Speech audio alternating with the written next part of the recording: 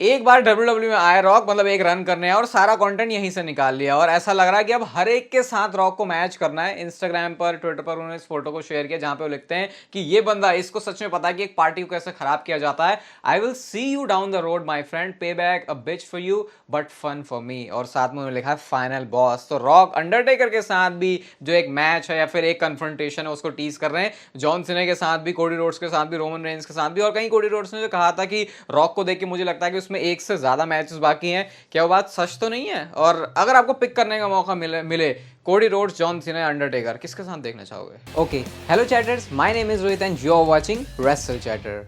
Welcome है guys आपका voice of wrestling के एपिसोड नंबर 400 में। और सबसे पहले बात करते हैं शेमस के बारे में। तो कल शेमस आए मंडे नाइट रॉ में और मैंने जैसे आपको बोला था कि यार शेमस लग रहा है कि यहाँ थोड़ा सा बल्क ज्यादा करके आए, थोड़ा फैट परसेंटेज भी ज्यादा, और लोगों ने इसके लिए थोड़ा सा उनको ट्रोल किया कि भाई ये बंदा लग रहा है अच्छा खाना खा रहा है। मतलब ऐसा भी नहीं ट्रोल नेगेटिव वे में, थोड़ा पॉजिटिव वे में ही किया। तो शेमस ने उसके ऊपर रिएक्ट किया और लिखते हैं I am just big bone, यानी अरे मैंने ऐसा कुछ नहीं किया, वो तो हड्डियां ज्यादा मेरी थोड़ी सी मजबूत है, ज्यादा बड़ी है, ऐसा करके शेमस ने रिएक्ट किया। अब जैसे इंटरनेट पर उनको रिएक्शन मिला, मुझे लग रहा है कि थोड़ा सा कट डाउन शेमस करने वाले हैं, बट पर्सनली मुझे ऐसा लगा नहीं। मतलब थोड़े से बल्कि वो लग रहे हैं, लेकिन ठीक है भाई, बंदा थोड़ा हट्टा कट्टा चौड़ा दिखेगा तो ऐसा लगेगा भी कि जब अपना वाइट नॉइस मार रहा है या फिर अपना ब्रू किक मार रहा है तो वो और ज्यादा जो है ऐसे तगड़ा दिखे। तो मेरे को तो ठीक ही लग रहा है वैसे, लेकिन शायद शेमस ऐसा लग रहा है थोड़ा सा कट डाउन कर सकते हैं। कोडी रोड्स के बारे में आपको पता ही है कैसे अब जो बातें वो थोड़ी सी नेगेटिव में चल रही है कि कोडी रोड्स भाई रोमन रेंज के सामने कुछ भी नहीं है, और उनको थोड़ा सा ट्रोल भी किया जा रहा है। अब कोडी रोड्स चैंपियन कितने टाइम तक रहेंगे, क्या सच में उनमें कोई फ्यूचर है भी? रोमन रेंज के साथ जो कंपैरिजन है क्या वो वैलिड है? और क्या सच में कोडी रोड्स बोरिंग हो गए? भाई थोड़ा कंट्रोवर्शियल है, लेकिन इसके ऊपर पूरा डेडिकेटेड एपिसोड आ चुका है 25-30 मिनट का, आप लोग इसे जाके सुनना। और मेरा ऑनेस्टली इसके ऊपर क्या रिएक्शन आपको वहां से जानने को मिल जाएगा, और काफी डिटेल में डिस्कशन। आपको पता है पॉडकास्ट में थोड़े हार्डकोर रेसलिंग फैंस जो है अपने, उनके लिए ज्यादा थोड़ा सा वैसा कंटेंट लेके आते हैं, तो आप डिस्क्रिप्शन जाके सुन सकते हो, पहले ही आपको लिंक मिल जाएगा। अब कोडी रोड्स की जो डब्ल्यूडब्ल्यूई ने वेबसाइट के ऊपर है एक अपडेट भी मार दी, और अपडेट ये है कि वो स्मैकडाउन के सुपरस्टार लिस्ट हो रहे हैं यहाँ पे। तो इसका मतलब कि शायद उनको स्मैकडाउन में ही डब्ल्यूडब्ल्यूई रखने वाली है। अभी वैसे तो ड्राफ्ट होने वाला है, तो वहां से काफी सारे चेंजेस होंगे, लेकिन ऐसा लग रहा है जैसे भी अभी दिख रहा है, और कोडी रोड्स ने खुद भी टीज कर रहे हैं कि मेरे शायद रॉ के कुछ फाइनल मूवमेंट्स हैं ये, तो शायद वो स्मैकडाउन का ही पार्ट बनने वाले हैं। क्योंकि आपको पता है रोमन रेंज के पास जो अनडिस्प्यूटेड चैंपियनशिप थी वो उसको स्मैकडाउन में ही चलाते थे, मतलब रोमन रेंज स्मैकडाउन के सुपरस्टार थे। आज एनएक्सटी में जो हुआ उसके बारे में बात ना करें तो भाई ऐसा तो बिल्कुल भी नहीं हो सकता। इवन आप लोग भी कह रहे थे भाई एटलीस्ट मेजर चीजें बताया करो एनएक्सटी की, तो आज मैंने पूरा एनएक्सटी का शो देखा, और ये कार्मेलो हेस और ट्रिक विलियम्स की जो फ्यूड है एनएक्सटी की, कह सकते हो टॉप 5 फ्यूड में से तो डेफिनेटली आ जाएगी। और ऐसा भी नहीं कोई बहुत लंबे टाइम से प्रोग्राम में है, कुछ एक टाइम इनको हुआ है, लेकिन कितने बढ़िया ये साथ में काम कर रहे हैं। वूप दैट ट्रिक और ट्रिक विलियम्स को जिस तरीके का नेगेटिव रिएक्शन मिला, स्टील केज ये मैच था, और इस मैच में जो विक्ट्री है वो ट्रिक विलियम्स को मिल जाती है। मैच खत्म होने के बाद थैंक यू के चैंट कर रहे थे वो कार्मेलो हेस के, लेकिन कार्मेलो हेस इतने बड़े वाले हील के उन्होंने उल्टा जो है वो टर्न कर गए। उन्होंने कहा भाई घंटा में मुझे कोई फर्क नहीं पड़ा, तुम थैंक यू करो या फिर कुछ भी करो। तो ये अब ऐसा लग रहा है कि मेन रोस्टर में भी इनका कुछ किसी का कॉल अप आ सकता है, क्योंकि बहुत ज्यादा अपने याद ही होगा ट्रिक विलियम्स जब स्मैकडाउन में आए थे तो वूप दैट ट्रिक के कितने तगड़े वाले चैंट लग रहे थे, सारे लोग सरप्राइज हो गए थे, अरे ट्रिक विलियम्स को इतना अच्छा रिएक्शन मिल रहा है। तो शायद इनको आप एक्सपेक्ट कर सकते हो कि मेन रोस्टर में आ जाए। क्या डब्ल्यूडब्ल्यूई एक बहुत तगड़ी वाली हील फैक्शन बनाने वाली है? तो कल आपको बताइए रॉ में जो मेन इवेंट है वहां पर चैट गेबल ने सैमी ज़ेन के ऊपर टर्न कर लिया था। उसके बाद मैंने आपको बता दिया कैसे गालियों वाले रिएक्शन उनको मिल रहे थे। तो क्या क्रीड ब्रदर्स ज्वाइन कर सकते हैं चैट गेबल को, उनकी हील वाली फैक्शन होगी? सबसे पहले तो यहाँ पे ये ट्वीट है जो कि बहुत ज्यादा इस चीज को टीज करता है। इवन लोगों ने यहाँ पर एक स्पेकुलेशन भी रखी है कि भाई कर्ट एंगल, चैट गेबल और क्रीड ब्रदर्स, अगर ये वाली टीम, ये वाली फैक्शन डब्ल्यूडब्ल्यूई बना रही है तो भाई एक ट्रू रेसलिंग वाली, जिसको रेसलिंग मशीन का जो गिमिक हुआ करता था कर्ट एंगल, कुछ वैसी ट्रीटमेंट इस फैक्शन को दी जा सकती है, और ये डोमिनेट करेंगे फिर डब्ल्यूडब्ल्यूई को। बहुत अच्छा आइडिया है। क्या कर्ट एंगल इस चीज के लिए ओपन होंगे? मुझे लगता है भाई होंगे, क्योंकि कर्ट एंगल वैसे भी बहुत टाइम से अपीयर नहीं हो रहे, और लोग चाहते हैं कर्ट एंगल को देखना। जब कर्ट एंगल आते हैं तो शो पर लगता है भाई कर्ट एंगल है, क्योंकि उन्होंने अपना नाम बना रखा है। तो शायद ऐसा कुछ चैट गेबल का सीन होगा, और इससे खुद चैट गेबल के कैरेक्टर को भी हेल्प मिलेगी। भाई अभी भी उन्होंने हील टर्न लिया है, तो अगर ऐसे और सपोर्ट मिल जाता तो फिर आपको पता है ये फैक्शन के तौर पर चीजें कितनी ज्यादा वर्क करती हैं। स्पेशली रिसेंट एग्जांपल तो आपको पता ही है ब्लड लाइन का है।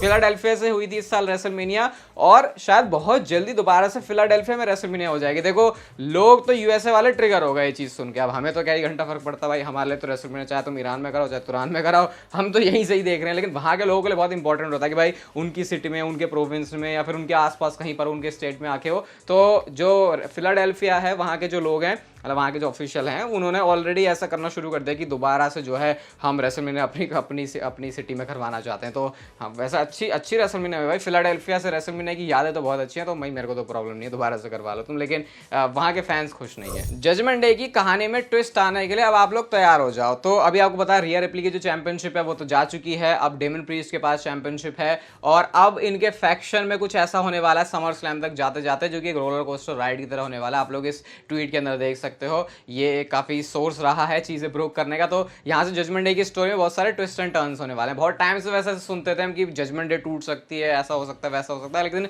अब तक वो चीज होती हुई दिख नहीं रही थी क्योंकि जरूरत भी नहीं थी। अब ऐसा लग रहा है क्योंकि जजमेंट डे के जो डेमन प्रीस्ट है उनके पास भी चैंपियनशिप है, और मुझे पर्सनली ऐसा लगता है कि अब जजमेंट डे की जरूरत नहीं है डेमन प्रीस्ट को। इवन अब उनको वहां से हटना ही ज्यादा चाहिए, क्योंकि तब वो इंडिविजुअली वैसे चल पाएंगे, वरना वही फील आएगा अच्छा तो जजमेंट डे वाला डेमन प्रीस्ट है। अब अगर उनको स्टैब्लिश करना है एक सिंगल सुपरस्टार की तरह खुद को, तो थोड़ा सा उनको जो है इस ग्रुप से बाहर निकलना पड़ेगा, मुझे ऐसा लगता है। आप इसके बारे में क्या सोचते हो? हमारी फेवरेट फैक्शन ब्लड लाइन की बात कर लेते हैं। तो रॉक का आने वाले टाइम में कैसे हेविली इसमें रोल होने वाला है उसको डिस्कस करते हैं। तो भले ही आपको रॉक टेलीविजन पर नहीं दिखेंगे, लेकिन रॉक के प्रोग्रामिंग में ना दिखने के बावजूद भी, मतलब टीवी पे नहीं दिखेंगे उसके बावजूद भी रॉक का इसमें रोल रहेगा। और बात कुछ ऐसे सामने निकल के आ रही है कि ये जो ब्लड लाइन की पूरी स्टोरी है इसका एंड है रोमन रेंस और रॉक का मैच, यानी एक्चुअल में जो रोमन रेंस का एंड गेम नहीं, ब्लड लाइन की स्टोरी का जो एंड गेम है वो द रॉक और रोमन रेंस का मैच है। और जो पूरी चीजें बनाई जाएंगी वो उसी चीज को ध्यान में रखते हुए कि एंड में रोमन रेंस और रॉक का मैच होने वाला है। कहां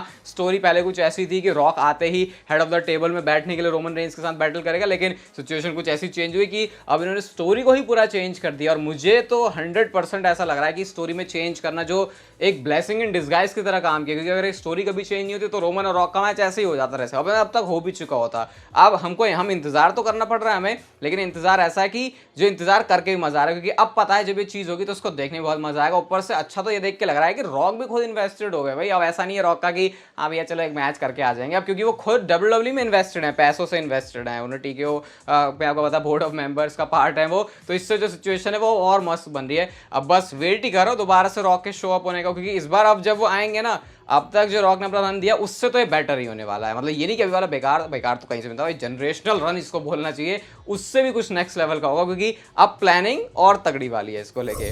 ड्रू मैकिंटायर ने तो सीएम पंक की मर्चेंडाइज बेच के बहुत पैसे कमा लिए। अब सीएम पंक की भी नई मर्चेंडाइज डब्ल्यूडब्ल्यूई ने ड्रॉप कर दिया है, और ये मर्चेंडाइज के ऊपर भाई ड्रू मेरे सामने अगर आप होते तो मैं आपसे जरूर पूछता कि अब आप बताओ इसके ऊपर आपका कैसा रिएक्शन है, क्योंकि ड्रू मैकिंटायर ने तो बहुत ट्रोल किया सीएम पंक को कि यार अरे ऐसा वैसा, खुद बंदे के पास से चैंपियनशिप चली गई तो बंदा कुछ ज्यादा बोल नहीं रहा, गुस्से में है। और मुझे देख के भी अच्छा लगा कि चलो ड्रू मैकिंटायर सीरियस हो रहे हैं इस चीज को लेकर, वरना कोई और पप्पू सा कैरेक्टर होता वो अभी भी ट्रोल ही कर रहा होता, जबकि उसे नहीं पता कि उसकी जिंदगी उसके करियर के साथ कुछ ट्रोल वाला गेम हो गया जो कैश इन हो गया था उसके ऊपर। तो अब ड्रू मैकिंटायर और सीएम पंक की राइवलरी में एक अलग ही तड़का लग चुका है। कहाँ सीएम पंक और सेथ रॉलिंस की डिमांड कर रहे थे, मुझे तो उससे काफी बेटर इनके बीच में स्टोरी लग रही है। हालांकि वैसे बड़ा मैच देखा जाए तो उस हिसाब से वही है, लेकिन ड्रू मैकिंटायर ने और सीएम पंक की आपस में जो केमिस्ट्री है एक दूसरे के पीछे पड़े रहने की, उसने स्टोरी को और भी ज्यादा इंटरेस्टिंग बना दिया। क्या जिला फाटो ऑलरेडी टीज कर रहे हैं कि बस वो आने ही वाले हैं ब्लड लाइन में? अपने रिसेंट मैच की उन्होंने यहाँ से जो फोटो है उसको शेयर किया हुआ है, और कैप्शन में लिखा है ट्रस्ट द प्रोसेस किड्स। अब इस प्रोसेस को क्या हम वही नाम दें जिस समय ब्लड लाइन की कुक हो रही है मेन स्टोरी में, जो अभी